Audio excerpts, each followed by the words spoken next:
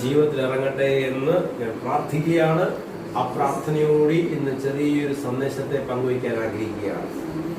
Hallelujah. പത്രോസ് എഴുതിയ ലേഖനം അതിന്റെ 1 പത്രോസ് 2-ാം അധ്യായം 9 മുതൽ 12 വരെയുള്ള വാക്യങ്ങൾ മാത്രം വായിച്ച് അതിനെപ്പറ്റി ചില കാര്യങ്ങൾ പങ്കുവെച്ച് പ്രാർത്ഥിച്ച് അവസാനിപ്പിക്കാൻ ആഗ്രഹിക്കുകയാണ്. 1 പത്രോസ് 2-ാം അധ്യായം 9 മുതൽ 12 വരെയുള്ള വാക്യങ്ങൾ ഒന്ന് വായിക്കാം. നിങ്ങളോ അന്ധകാരത്തിൽ നിന്ന് തന്റെ അത്ഭുത പ്രകാശത്തിലേക്ക് നിങ്ങളെ വിളിച്ചവന്റെ സൽഗുണങ്ങളെ ഘോഷിപ്പാൻ തക്കവണ്ണം. അപ്പൊ അത്രയോടൊന്നും നിർത്തി ആ വാക്യം കംപ്ലീറ്റ് ആയില്ല.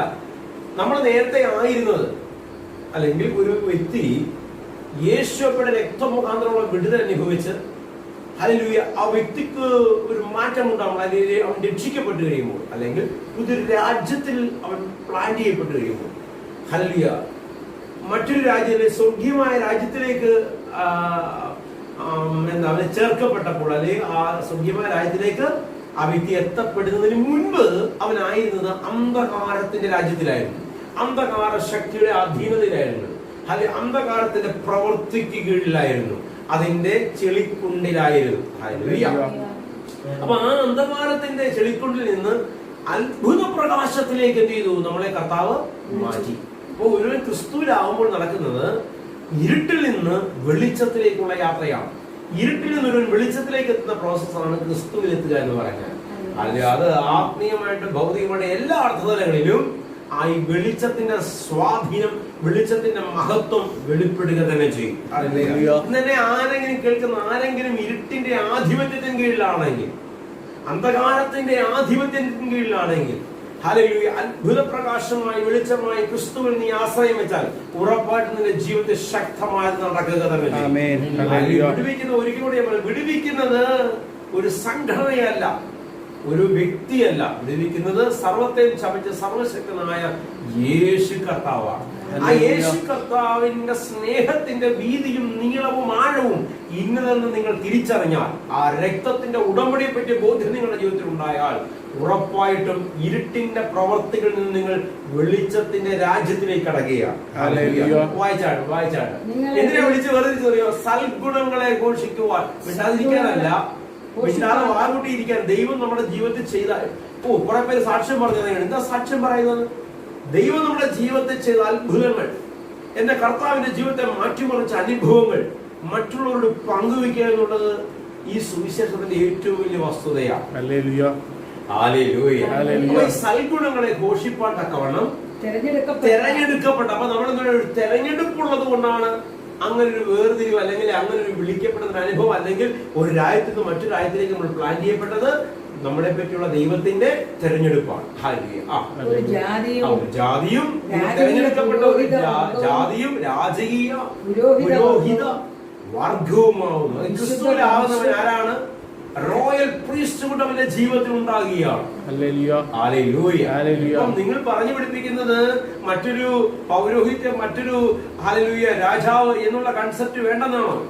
ഹല്ലേലൂയ യേശുവിന്റെ നാമത്തിൽ ആയിരിക്കുന്നവന് ഹല്ലേലൂയ കൽപ്പിക്കുവാനും ദൈവിക മർമ്മങ്ങളെ മറ്റുള്ളവരോട് അറിയിക്കുവാനുമുള്ള ഒരുപോലെ ആ വിശ്വസിക്കുന്ന സകലമേലും ഒരുപോലെ അത് പകരപ്പെടുന്നു. അങ്ങനെയാണ് വചനം പ്രസ്താവിക്കുന്നത്. ഹല്ലേലൂയ വഴി നടത്തുവാൻ നിങ്ങൾക്ക് ഹല്ലേലൂയ ദൈവമാക്കി വെക്കുന്നവരുണ്ട്. അവർക്ക് നിങ്ങൾ കീഴ്പ്പെട്ടിരിക്കേണ്ടത് ദൈവഹിതമാണ്. Hallelujah hallelujah.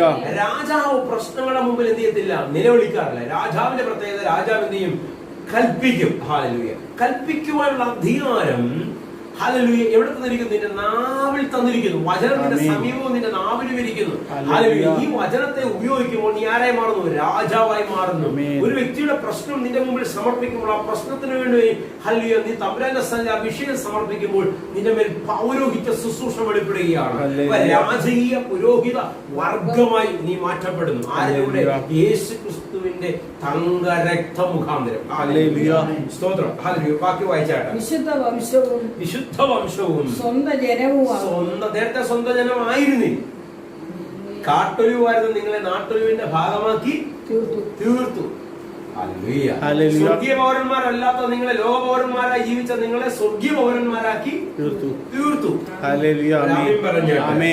സ്തോത്രം. എത്രാമത്തെ വാക്യം ഇപ്പൊ വായിച്ചത്? 9-ാം വാക്യം. ബാക്കി വായിച്ചാൽ മുമ്പേ നിങ്ങൾ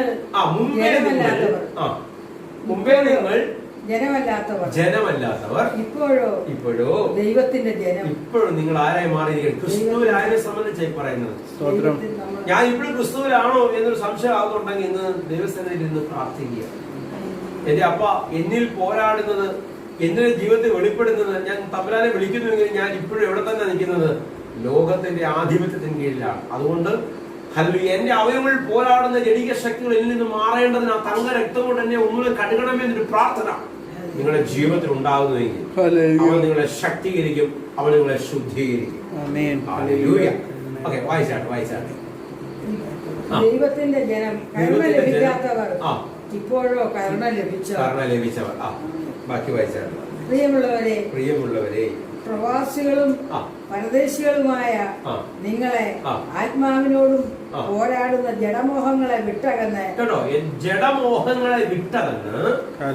ജാതികൾ നിങ്ങളെ ദുഷ്പ്രവർത്തിക്കാരെന്ന് ദുഷിക്കും തോറും ദൈവത്തിലല്ലാത്തവർ നിങ്ങളെ ദുഷിക്കാൻ ഇടവരുന്ന തലത്തിലേക്ക് എന്ത് ചെയ്യരുത്? നിങ്ങളുടെ നല്ല വെക്കരുത്. സ്തോത്രം. നിങ്ങളുടെ നല്ല പ്രവർത്തികളെ നിങ്ങളുടെ നല്ല പ്രവർത്തികളെ ആര് കാണണം? ദൈവത്തെ അറിയാത്തവർ അറിയണം നിങ്ങളുടെ നല്ല പ്രവർത്തികളെ. പറഞ്ഞാൽ സകലന്റെ മുമ്പിൽ ചെന്ന് മുട്ടുകുത്തി വീഴുക നല്ല അധികാരം.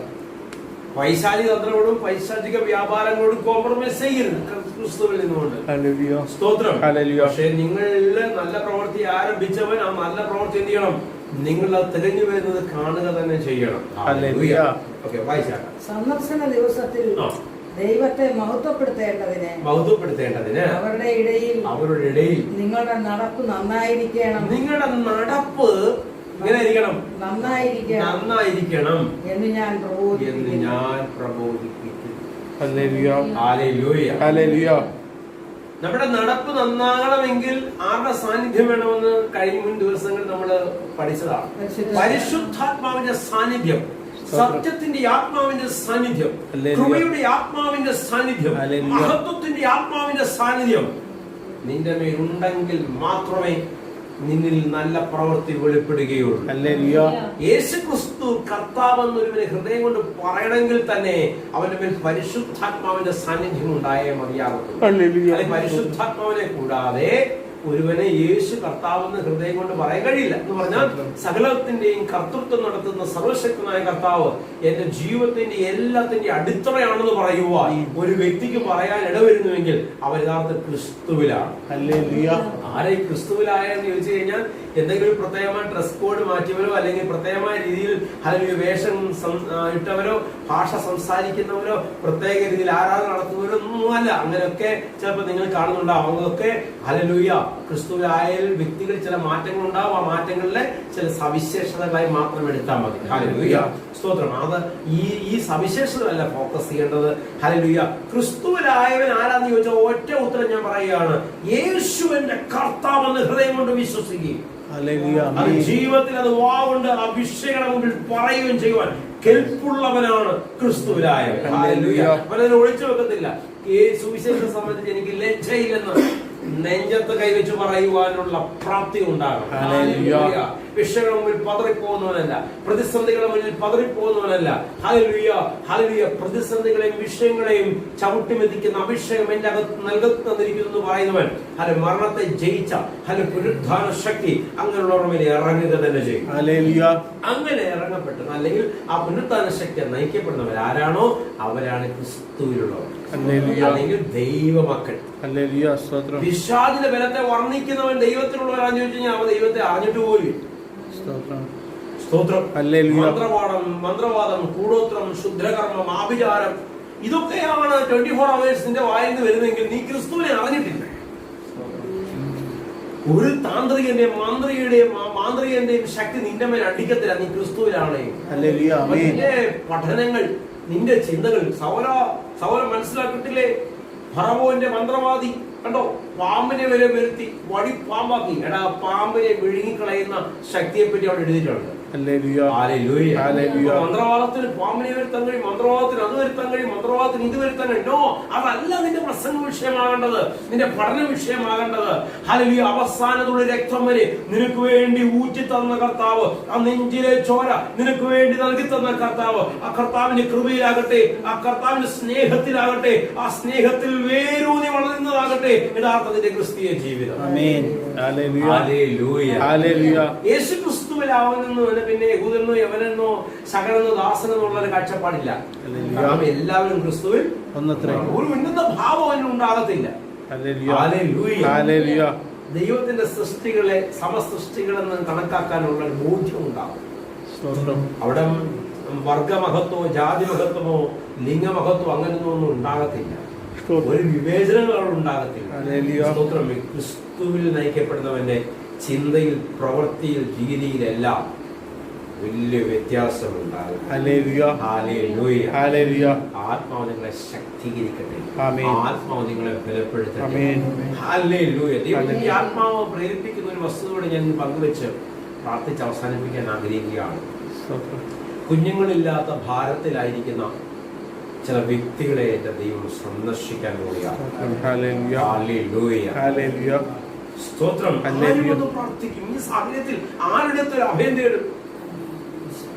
യേശുവയുടെ നാമത്തെ പറയുന്നു, നീയായിരിക്കുന്ന മുറിക്കകത്തേക്ക് ഇറങ്ങി വരുന്ന പരിശുദ്ധാത്മാവിന്റെ കൃപയുടെ വ്യാപാരം ഇന്ന് ജീവിതത്തിൽ ചെന്ന് ചെയ്തെടുക്കാൻ പോവുകയാണ്. ഡോക്ടർമാർ പറഞ്ഞ് നടക്കത്തില്ലെന്നും നടക്കുമെന്നേ, നടക്കുമെന്നേ. ആറാ ജീവിതത്തിൽ നടക്കുന്നത് ഒരിക്കൽ കൂടെ ഞാൻ പറയുന്നു, വിശ്വസിക്കുന്നവരിൽ വ്യാപരിക്കുന്ന ദൈവത്തിന്റെ ശക്തിയുടെ വ്യാപാരം, അതിന്റെ വലിപ്പം ഒന്ന് ശരിക്കറിയുവാൻ ഇത് കണ്ടുകൊണ്ടിരിക്കുന്നവരുടെ ജീവിതത്തിൽ ഇടവരട്ടെ എന്ന് ഞാൻ പ്രാർത്ഥിക്കുകയാണ്. മുന്നോട്ടൊരു പോക്ക് വഴിയില്ലെന്ന് ചിന്തിക്കുന്നവരുടെ ജീവിതത്തിൽ വലിയ മറുപടികൾ ഉണ്ടാകട്ടെ. ഈ ദിവസങ്ങളിലൊക്കെ ഒരുപാട് സാക്ഷ്യങ്ങൾക്ക് ഇടവരുന്നതിനെ ഓർത്ത് കർത്താവിനെ ശ്രദ്ധിക്കുകയാണ്. എന്റെ കർത്താവ് എന്റെ കൂടെ ഉണ്ടെന്ന് പലർക്കും പറയാൻ വരുന്നു. പലരുടെയും സാക്ഷ്യങ്ങൾ പലരും വ്യക്തിപരമായി വിളിച്ചു പറയുന്നു. ഹല്ലേലൂയ. വലിയ സാക്ഷ്യം കൊണ്ട് കർത്താവ് നിറയ്ക്കുകയാണ്. വലിയ വിടുതലുകൾ ജീവിതത്തിൽ ഉണ്ടാകുകയാണ്. ആരാ പ്രാർത്ഥിച്ചത്? നിങ്ങൾ തന്നെ പ്രാർത്ഥിച്ചു. ആരും ഒന്ന് കൈവച്ചു, സ്വന്തം കൈ തന്നെ അതിലെടുത്ത് വെച്ചു. ഹല്ലേലൂയ. വെള്ളം പ്രാർത്ഥിച്ച ആര് തന്നു? വെള്ളം ഞാൻ തന്നെ കൈവച്ച് പ്രാർത്ഥിച്ചു കുടിച്ചു. വലിയ വലിയ സാക്ഷ്യങ്ങൾ ഉണ്ടാകും. നീ ഇരിക്കുന്ന മുറിക്കകത്ത്, നീ ഇരിക്കുന്ന ഭവനത്തിനകത്ത് ഹല്ലേലൂയ ദൈവത്തിന്റെ ശക്തിയുടെ വ്യാപാരം ഈ ദിവസങ്ങളിൽ വെളിപ്പെടട്ടെ. രാജകീയ പുരോഹിത വർഗമായി നീ മാറ്റപ്പെടട്ടെ എന്ന് ഞാൻ പ്രാർത്ഥിക്കുന്നു. അങ്ങനെ ആയിരിക്കുന്നവർ അധികാരത്തിന്റെ വാക്ക് പറയട്ടെ എന്ന് ഞാൻ പ്രാർത്ഥിക്കുന്നു. ഹല്ലേലൂയ. രാജകീയ പുരോഹിത വർഗമാണ് ഞാൻ. പക്ഷേ സങ്കടത്തിന്റെ, വിലാപത്തിന്റെ, കണ്ണുനീരിന്റെ വാക്കുകൾ പറയുന്നെങ്കിൽ ഇന്നത് മാറിപ്പോകട്ടെ. അധികാരത്തിന്റെ ശബ്ദം നിന്റെ നാവിൽ നിന്ന് ഉയരട്ടെ എന്ന് ഞാൻ പ്രാർത്ഥിക്കുന്നു. കണ്ണടയ്ക്കാൻ പ്രാർത്ഥിക്കാം. അടിയനോടൊപ്പം പ്രാർത്ഥനയിലായിരിക്കുന്ന സകലരെയും അങ്ങനെ തൃപ്പാദത്തിൽ സമർപ്പിച്ച് പ്രാർത്ഥിക്കുന്നു. സകല അനുഗ്രഹങ്ങളാലും സർവ നന്മകളാലും സർവമഹത്വത്താലും സകലം നിറയപ്പെടട്ടെ എന്ന് പ്രാർത്ഥിക്കുന്നു. യേശുവേ തമ്പുരാനെ, അപ്പാ, കൃപയുടെ ആത്മാവിനാൽ സകലം നിറയപ്പെടുവാൻ, മഹത്വത്തിന്റെ ആത്മാവിനാൽ സകലം നിറയപ്പെടുവാൻ, ശക്തിയുടെ ആത്മാവിനാൽ നിറയപ്പെടുവാൻ, പരിശുദ്ധാത്മാവേ അങ്ങയുടെ കൃപ മഴ പെയ്തിറങ്ങുന്നത് പോലെ പ്രാർത്ഥിക്കുന്ന ജനത്തിന് മേലിറങ്ങണമേ എന്നടിയും പ്രാർത്ഥിക്കുന്നു. നന്ദി പരിശുദ്ധനെ, നന്ദി അപ്പ. ഒരു മറുപടി എങ്ങനെ ഉണ്ടാകും ചിന്തിക്കുന്ന മണ്ഡലങ്ങളിൽ ഇതാ നിനക്ക് വേണ്ടി ഒരു വാതിൽ തുറക്കുകയാണ്. ക്രൂശിന്റെ വചനം നശിച്ചു പോകുന്നവർക്ക് പോഷത്വമാണ്, വെറും മണ്ടത്തരമാണ്, അത് വെറും വിഡ്ഢിത്തരമാണ്. എന്നാൽ ഇതിനെ വിശ്വസിക്കുന്നവർക്ക് ഇത് ശക്തിയായി, മഹത്വമായി, അധികാരമായി വെളിപ്പെടുക തന്നെ ചെയ്യും. സ്വർഗം അടികളുടെ പ്രാർത്ഥന സ്വീകരിച്ചതിനോട് സ്തോത്രം. യേശു അപ്പായുടെ അധികാരമുള്ള നാമത്തിൽ തന്നെ ആമേൻ, ആമേൻ, ആമേൻ. കർത്താവ് നിങ്ങളെ എല്ലാവരെയും ധാരാളം അനുഗ്രഹിക്കട്ടെ, ശക്തീകരിക്കട്ടെ. ആമേൻ, ആമേൻ.